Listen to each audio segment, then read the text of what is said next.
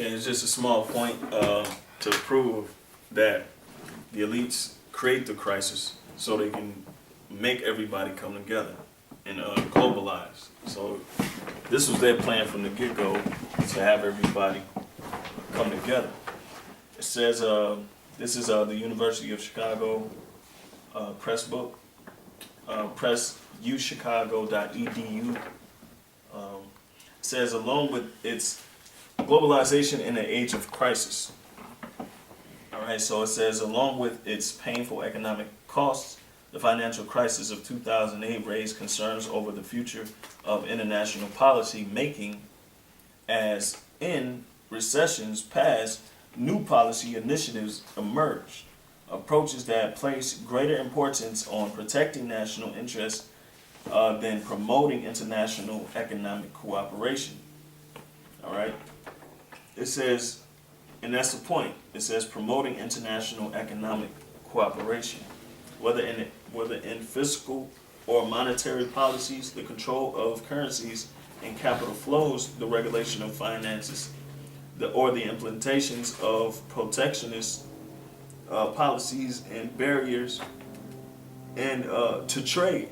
There has been an almost worldwide trend toward the prioritizing of national economic security.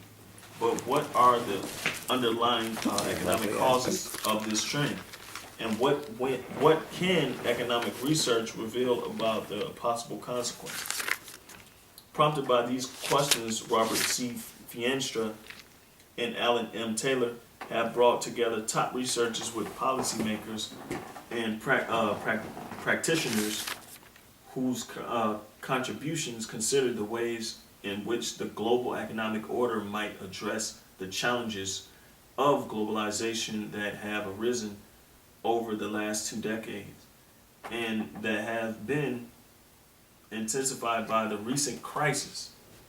All right, so chapters in this volume consider the critical linkages between issues including exchange rates, global imbalances, and financial regulations, and plumb the political and economic outcomes of past policies for what they might tell us about the future of global economic cooperation.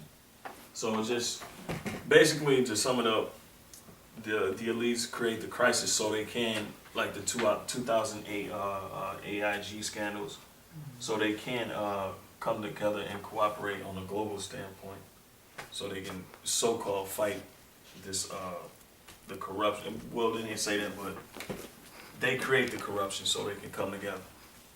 And yeah, problem, reaction, solution. yeah, so that's it. Anybody got anything for it?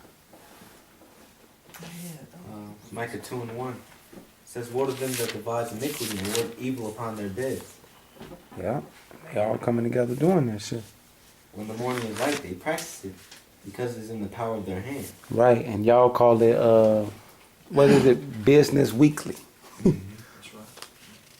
And they cover fields and take them by violence, and Yeah. houses, and take them away. So they oppress a man in his house, even a man in his heritage. Yeah, and they do that with this international trade and exchange when they go into these indigenous places like South America. And they have a couple of people standing up in South America, current today, saying that they trying to deforest the rest of the land and push the indigenous people out. Yep. And the people are standing up and fighting. That goes on all the time in Brazil. Yeah. And not just in Brazil, but in China. When China became this superpower, China had a problem with them selling rights to the land to international business and not telling the people that they sold them people land that they inherited. And then when they did make the contracts for the people, they defrauded them out their contracts and moved them to bad land areas where they can't live off the ground.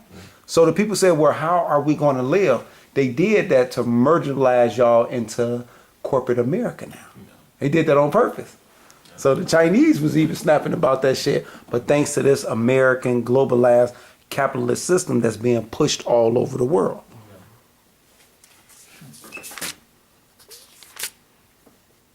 Okay. That's it? Mhm. Okay. So So that's the end of my article.